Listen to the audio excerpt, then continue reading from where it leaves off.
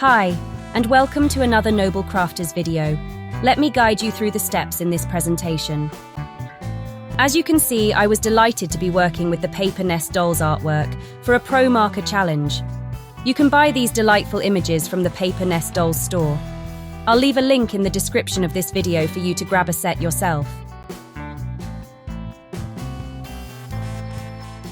This project was really done in two parts.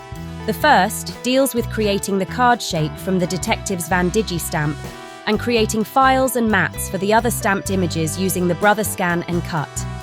The second part shows you Sharon colouring the images and constructing the final item in time-lapse magic, in the comfort of her crafty zone.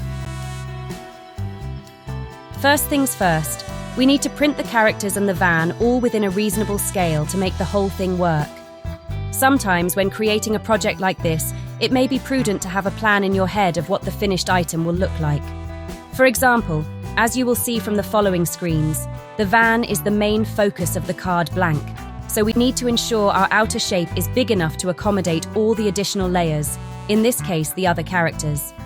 If you are going to post the final object and want to use a pre-assembled envelope, try to ensure you adjust your project to fit, let's say 5x7, or 8x8, etc. Otherwise, you may have to construct a box or envelope to house the card.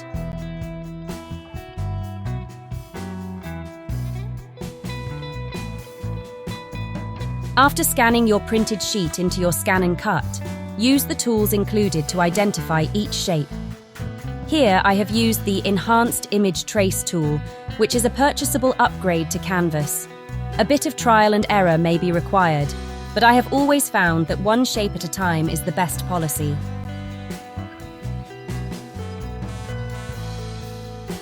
You don't have to upgrade, but I have found this to be much more time-saving, and as you can see from the wheels and tyres, leads to a very snug cut.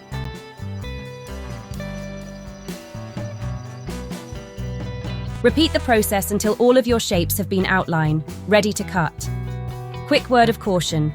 If you decide to save this as a Canvas project file, please delete the image file scanned in. License holders, i.e. sellers or owners, may not give you the permission to save this to your machine.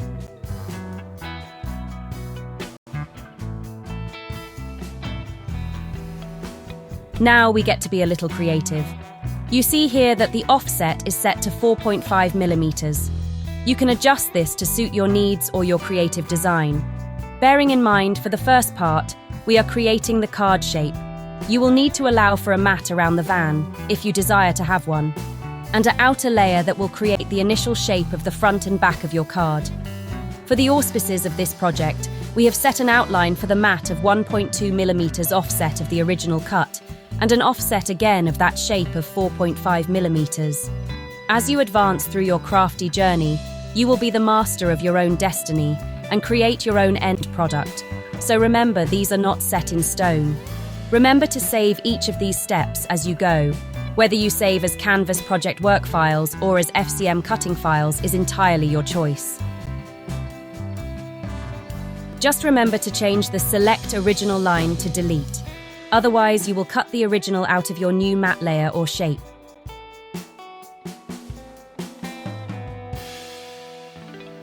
Now that we have created the outer card blank shape, we need to complete the full card. First, we duplicate the file, that we flip it top to bottom, or if you want a landscape fold, mirror image. Either way, you decide you need to ensure the two halves almost touch where you would expect them to fold, and center the two halves either horizontally or vertically, depending on how you are setting your blank up. Looking at our project, we have elected to go for a portrait fold, which you can see in the image. If you had gone landscape, you would ensure that the two rear doors of each half of the respective vans were the merging point.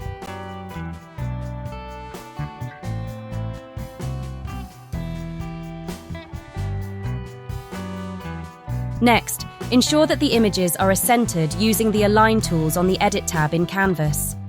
If you fail to get this exactly centered, it may result in the card either not folding correctly or not standing when completed.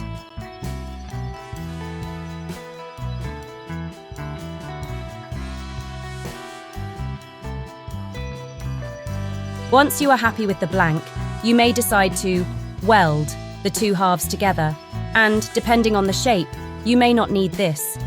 However, in this example, we need to add an additional piece to effectively remove the gap in the center of the shape. It is possible to continue without this, but because the two halves of the card blank are only connected in two very thin places, it is likely once we add a fold that the card will separate front from back. So, let's create a rectangle shape, just big enough to suffice and centralize using the tools, then weld together.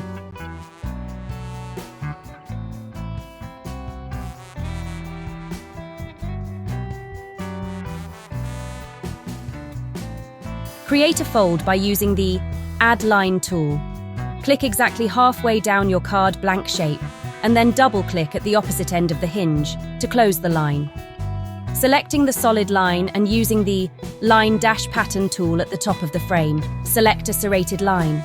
This changes the line from being a full cut to a serrated cut line, effectively creating a fold. Other electronic cutting machines will allow a score line, but currently on the Scan and Cut this isn't supported.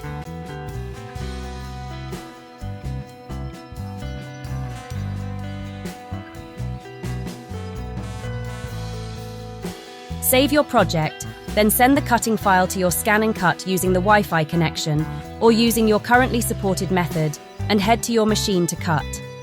Because of the embellishments we are about to show next, a good quality card, 250 to 300 GSM would be preferred. Now we have our card base, we can concentrate on the images.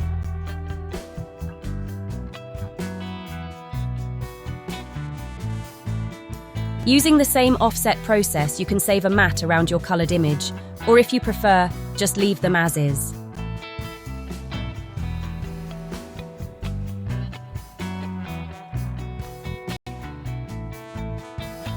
Let's sit back and watch Sharon get creative, and join her in her creative space.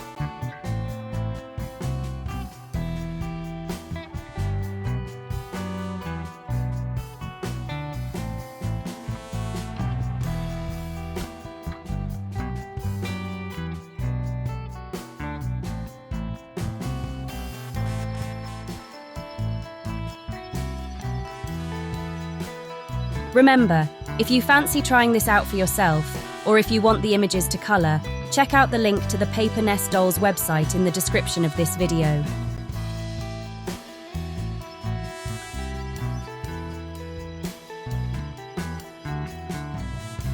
Thanks for joining us in this video. Do please come along and share in our journey in the communities listed on the final screen. See you next time.